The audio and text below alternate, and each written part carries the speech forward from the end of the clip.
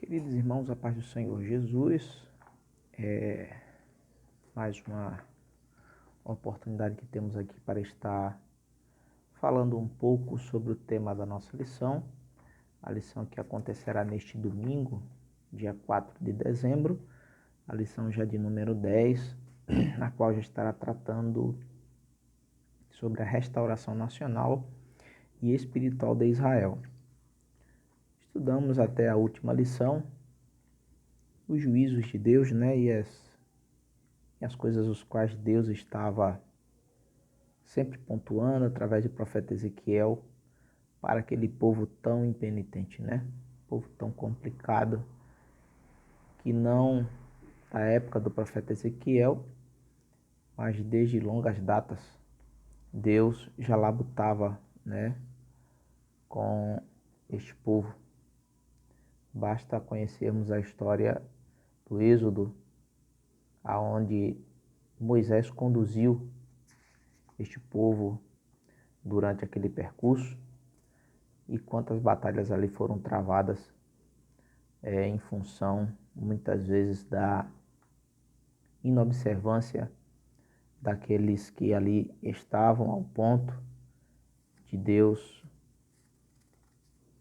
fazer um processo, que podemos dizer assim, doloroso, pois daqueles que saíram da terra de 20 anos para cima, eles não puderam ver e abençoar ou ser abençoados ali na terra de Canaã. O próprio Moisés, ele perdeu, vamos dizer assim, a oportunidade naquele momento, claro, de estar adentrando a terra da promessa por causa das tantas batalhas travadas e por um momento ele inobservou aquilo que Deus falou e cometeu um agravo. Já neste momento nós temos visto o profeta Ezequiel sendo usado por Deus, também devido às tantas coisas que o povo estava produzindo, ali já na sua terra, já na sua cidade e tudo aquilo que os pertencia. Mas mais uma vez o povo estava, vamos usar essa expressão, deixando a desejar em relação ao compromisso e aliança com Deus. Reforçamos que Deus, ele não muda, A aliança de Deus, ela permaneceu e permanece. Deus, ele não declinou dos seus projetos, propósitos. Deus, ele não vai perder nenhuma batalha por causa de homem nenhum. Mas Deus tratou aquele povo e ainda está tratando, Então, na lição de hoje, já estamos vendo mais uma vez, vamos dizer assim, embora estejamos fazendo esse estudo de caso no Velho Testamento, mas a graça de Deus, ela sendo derramada sobre o povo.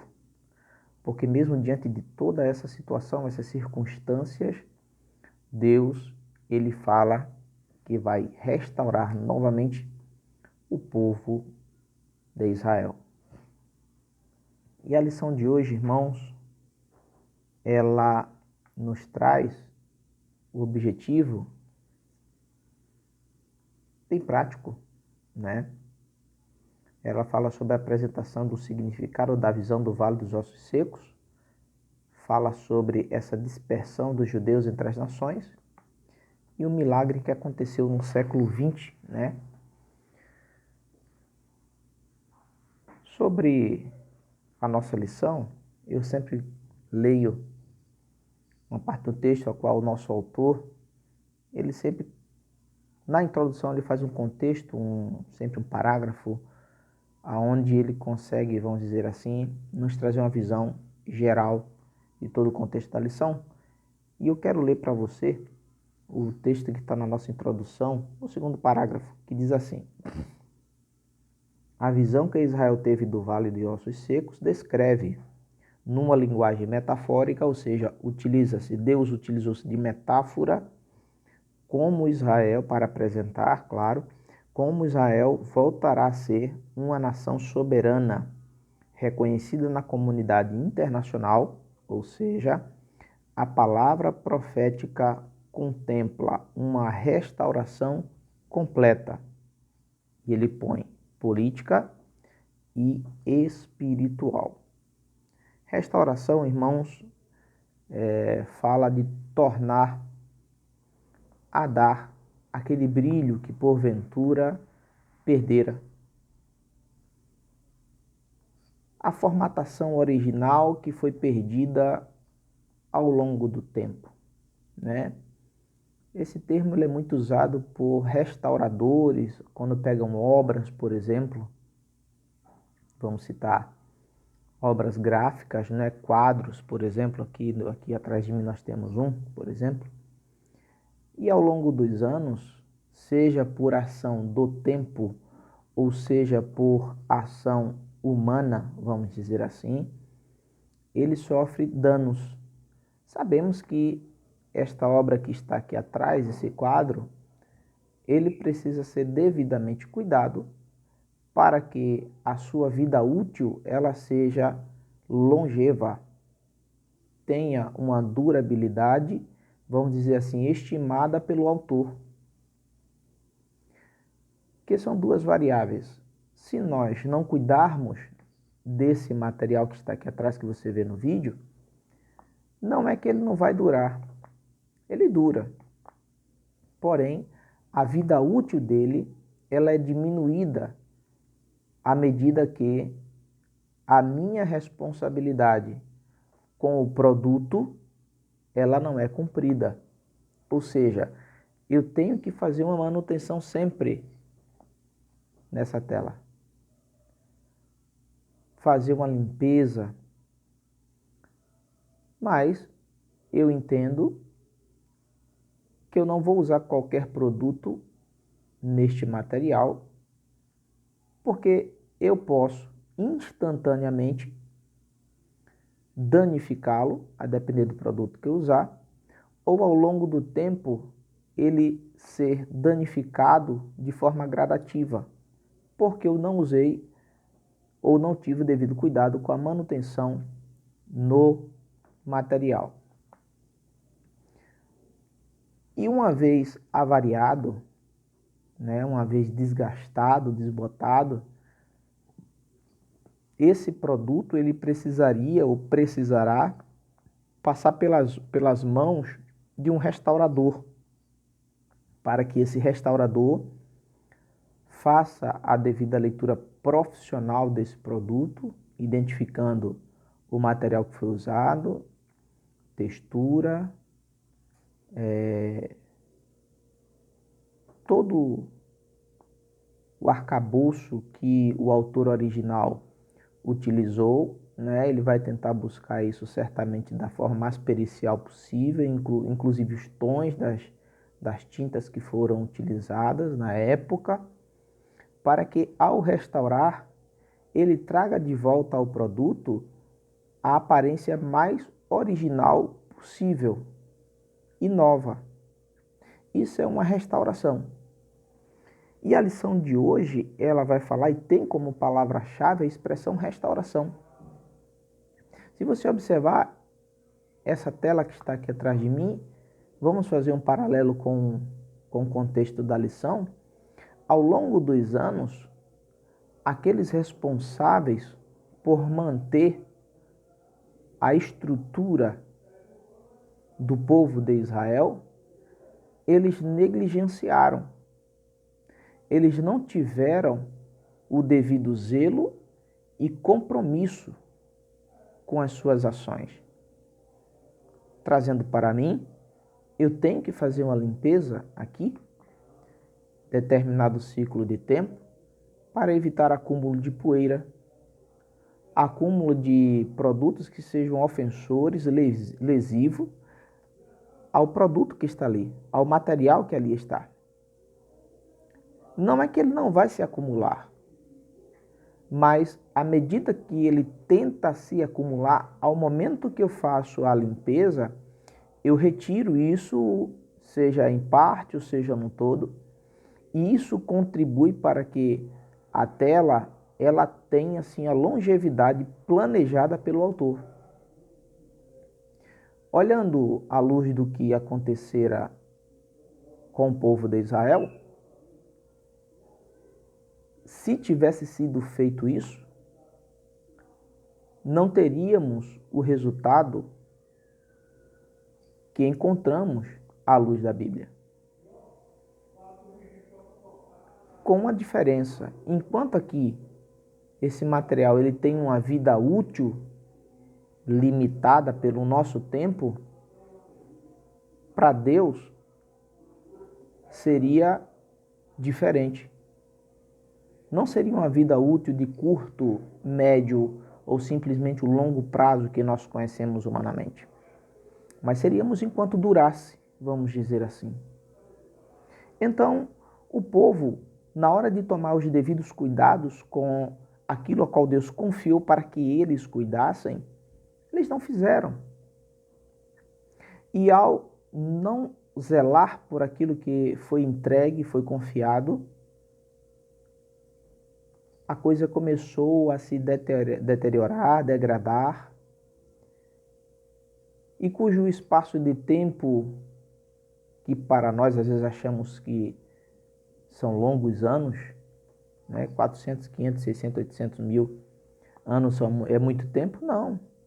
À luz da Bíblia, ela nos revela que 1000 anos para o Senhor é como um dia, e um dia como 1000 anos.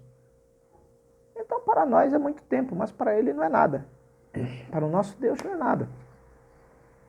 Então, essa degradação política e degradação espiritual de Israel, ela se deteriorou, né? Foi acontecendo de uma forma,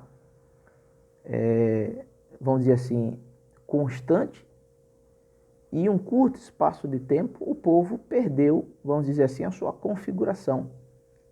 Irmãos, e como é que a gente pode entender isso para que nós possamos contextualizar à luz da nossa lição hoje?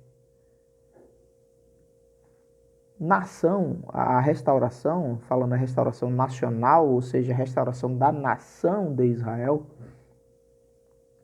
ela tem acontecido ao longo do tempo, claro, mas a gente vale salientar que esse start, né, esse povo, né, essa separação do povo de Deus, ela teve, vamos dizer assim, uma ênfase e uma instituição propriamente dita, instituído mesmo no Êxodo, né? Pois a gente sabe que desde Abraão, Deus ele já começou a separar o seu povo, criar um povo santo, né? Um povo separado. A raiz vem dali. Abraão, seus filhos, foi dos filhos de Abraão que descenderam as tribos de Israel. Perfeito. Mas até o cativeiro do Egito, quando José ali estava cativo e o povo foi para lá, a Bíblia registra 70 almas. Então não eram nação ainda. Mas ao saírem do Egito, aí a população já era diferente. Você vê que Deus, quando tira eles do Egito, não quero entrar no mérito aqui da situação de escravatura que eles estavam passando, uma situação escravocrata difícil de lidar, onde eles clamaram a Deus, vamos dizer assim, mas eu quero que você imagine e entenda que quando eles saíram de lá, não saíram 70, nem 100, nem 200 almas. A gente pode botar um pelo outro, cada família tendo aí 3, 4 pessoas, que certamente na época eram muito mais do que isso, em torno de 3 milhões de pessoas. Aí sim, podemos entender que aí pode ser configurado uma nação. Mas, entre aspas, mas para que exista nação, precisa ter uma terra. Né? Eu já até comentei sobre isso. Não tem como ser uma nação constituída, mesmo tendo povo, se não houver terra.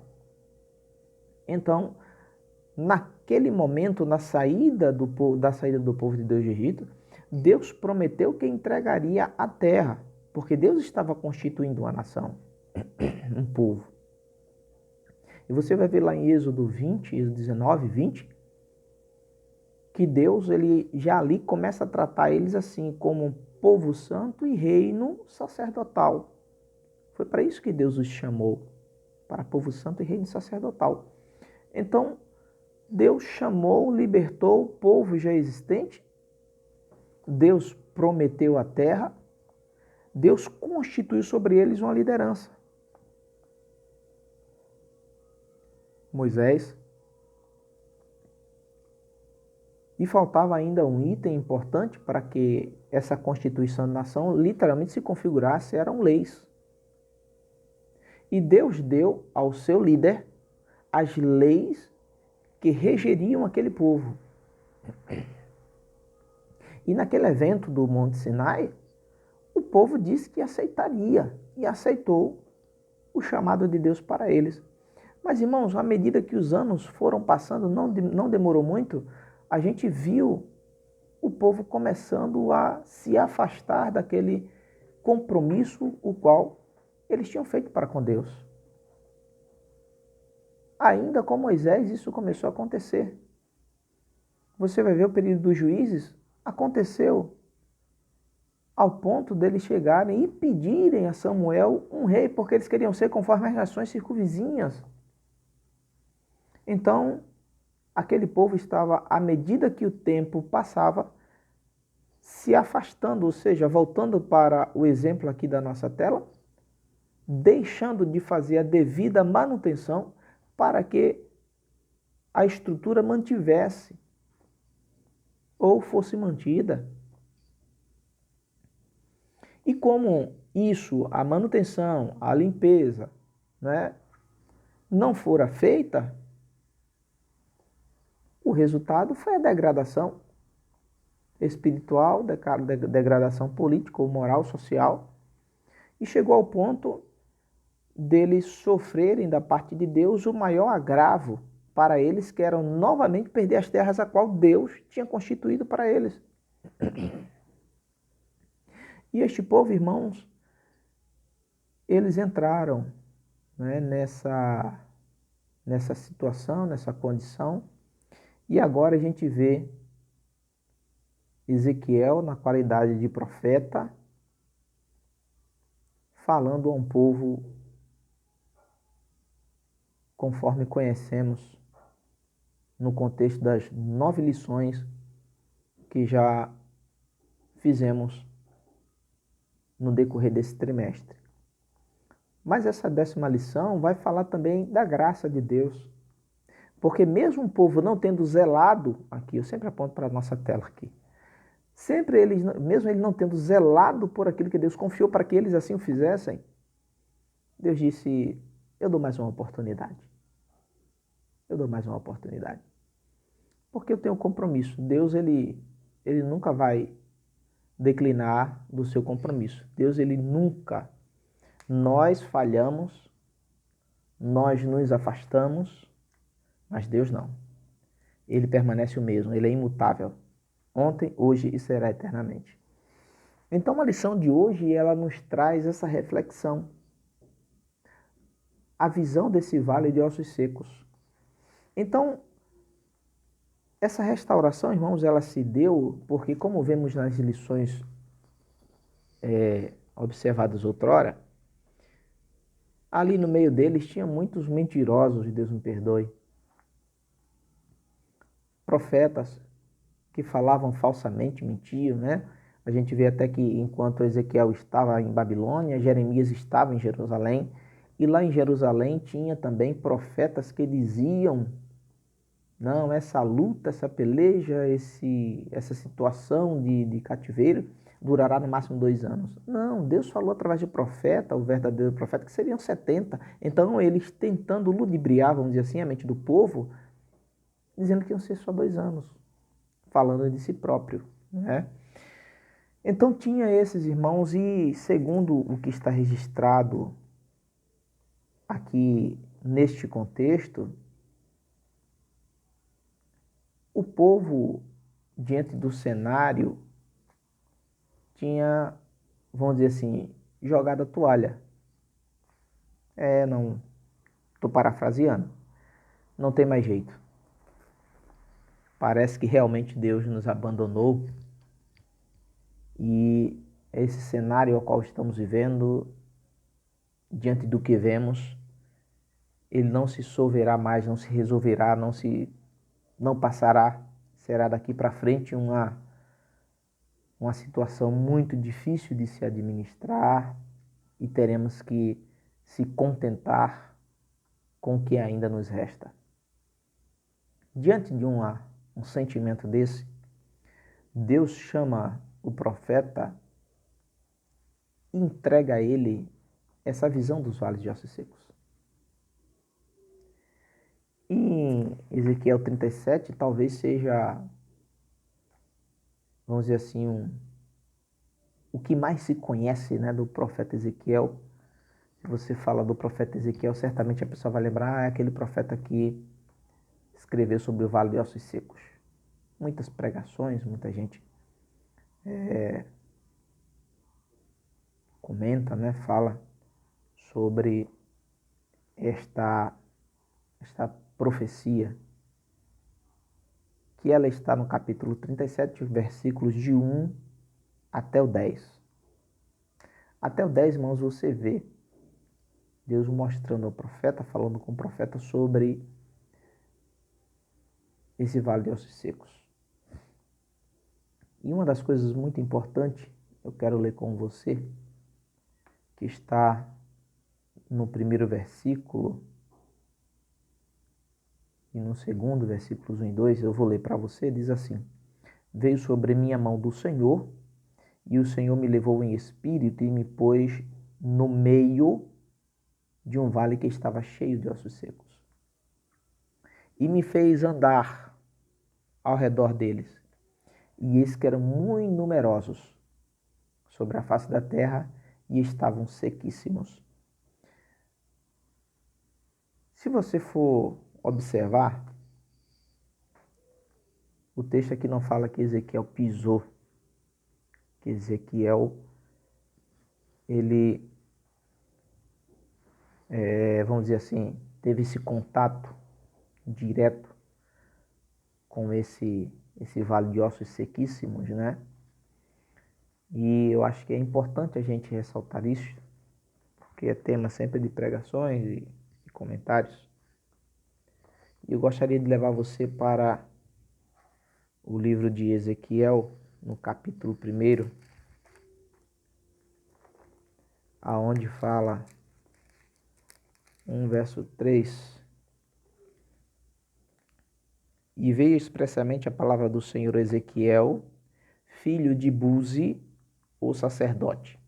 Ezequiel, irmãos, era um sacerdote. E mais uma vez aqui, Deus, ele demonstra claramente que o que ele fala, o que ele consagra, o que ele constitui, está constituído. E nós podemos,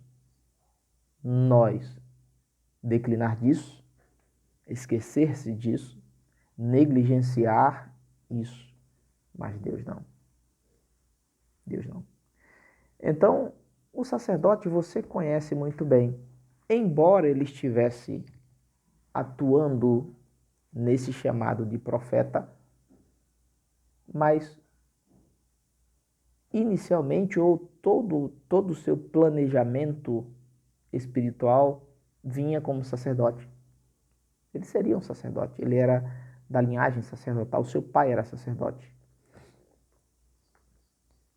E eu quero que você vá até Levítico capítulo 21, fala sobre as leis acerca dos sacerdotes. Eu lerei alguns versículos aqui para que venhamos a contextualizar. Depois, Levítico 21, versículo 1, disse o Senhor a Moisés: Fala aos sacerdotes, filhos de Arão, e dize-lhes: o Senhor não, o sacerdote não se contaminará por causa do morto entre seu povo. No versículo 11, e não se chegará a cadáver algum nem por causa do seu pai, nem por causa da sua mãe se contaminará, nem sairá do santuário. E o versículo 12 continua com a informação. É muito interessante, irmãos, que Deus levou ele lá, mas Deus não deixou ele pisar nos ossos. Não foi por causa de Ezequiel. Foi por causa do chamado dele. E Deus respeita isso. Deus iria restaurar, voltando para a nossa lição, espiritualmente, mas Deus não poderia ir de encontro àquilo que ele mesmo declarou para o seu povo.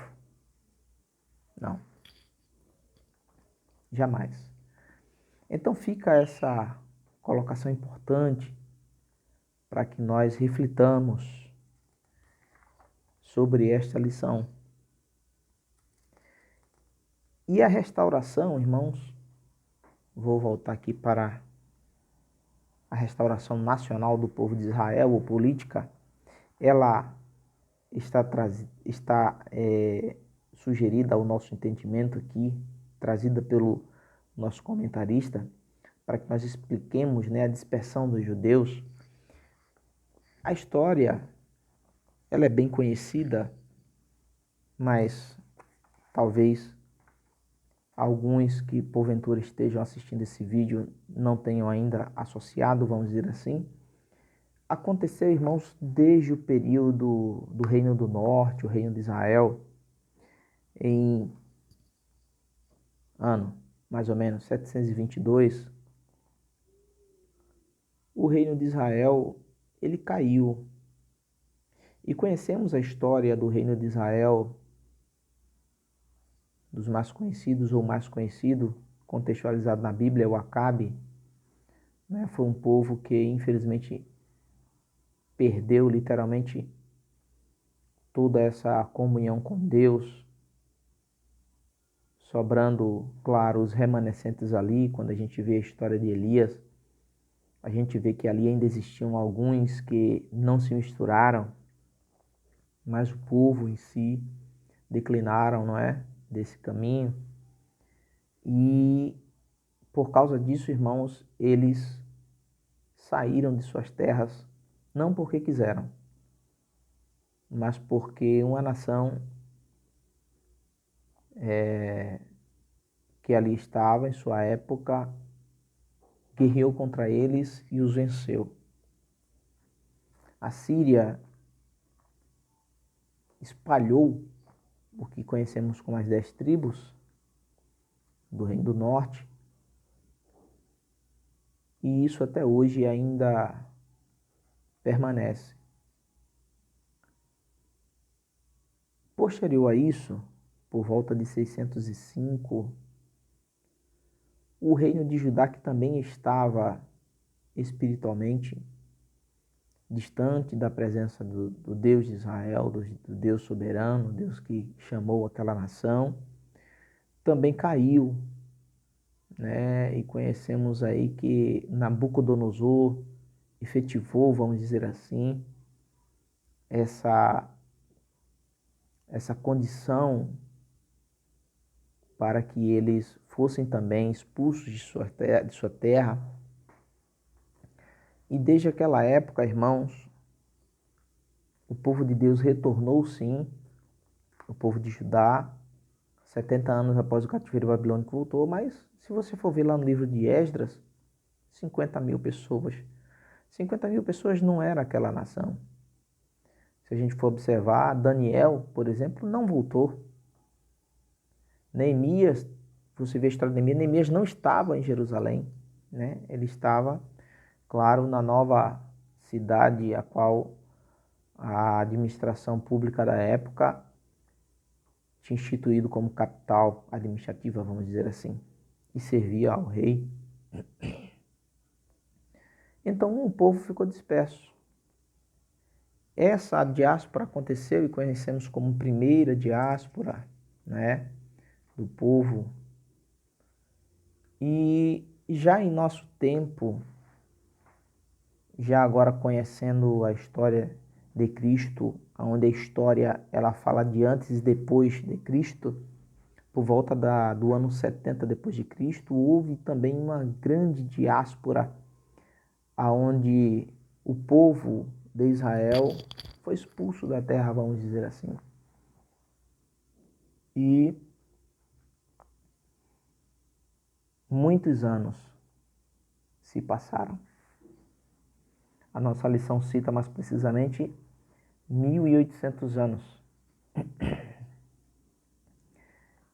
aonde essa diáspora, Deus ele começou a trazer de volta, ou seja, a profecia de Ezequiel começou a se cumprir nesses termos. A partir do versículo 11 do capítulo 37 de Ezequiel, Deus começa a mostrar, eu quero ler para você, diz assim: então me disse, filho do homem, estes ossos, ele diz, são todos da casa de Israel. E eis que dizem, os nossos ossos secaram e pereceu a nossa esperança e nós estamos cortados. Portanto, profetiza e diz-lhes, assim diz o Senhor Jeová, eis que eu abrirei as vossas sepulturas e vos farei sair das vossas sepulturas, ó povo meu, e vos trarei para a terra de Israel. Então, em 1948, o Estado de Israel, ele tornou a existir. Ou seja, a profecia de Deus começa novamente a se concretizar para o povo de Israel. Então, essa restauração política, a restauração como nação ou nacional, ela já existiu. E a restauração espiritual também acontecerá. Ainda não está conclusa. Sabemos que já existem sim judeus cristãos, mas, como regra, o Messias ainda não foi aceito por eles. Mas a história nos diz, quando conhecemos a escatologia bíblica, e vai falar sobre o arrebatamento da igreja, sobre a batalha que estudamos no domingo anterior de Gog e Magog, aonde Deus ele tratará ainda sobre esse tema e, posteriormente a isso, esta nação ela tornará a ter essa restauração espiritual. Nos capítulos 11 a 14, no versículo 14, para ser preciso, para a gente estar encerrando, diz, e porei em vós o meu espírito e vivereis. E vos porei na vossa terra e sabereis que eu, o Senhor, disse isso e o fiz, diz o Senhor. Então, meus queridos irmãos, sobre a restauração espiritual, ainda acontecerá. Teremos ainda batalhas que serão travadas. Teremos ainda arrebatamento da igreja. E posteriormente a isso, todos esses fatos acontecidos, você conhece o momento em que o milênio ele será implementado.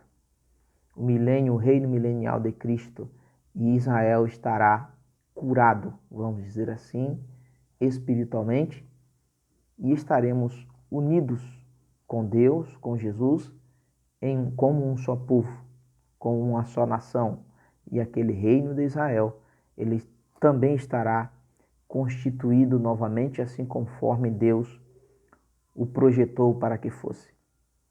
Continue orando por Israel, continue orando por Jerusalém, continue orando pelo povo de Deus, para que Deus assim cumpra essa promessa, vamos dizer assim, nosso tempo com a maior brevidade possível, pois estamos vivendo tempos difíceis, tempos trabalhosos, assim como a Bíblia nos revela que está escrita na carta de Timóteo, tempos trabalhosos, mas que Deus nos dê força, saúde, esperança, alegria, para que em nosso tempo nós não desistamos de cuidar daquilo que Deus confiou para que nós cuidássemos. Ele nos deu. Nós estamos vivendo o tempo dos gentios, conforme está escrito em Lucas, capítulo 21, versículo 24, se eu não me falha a memória. Estamos vivendo. Mas daqui a pouco esse tempo está passando e nós estaremos na glória com Cristo e unidos como um só povo para glorificar e dizer que Deus é santo e santo em nome de Jesus. Que Deus continue abençoando e fortalecendo a sua vida. Assim, eu agradeço a Deus por esta oportunidade e por ter você conosco, comigo aqui, em nome de Jesus. Amém.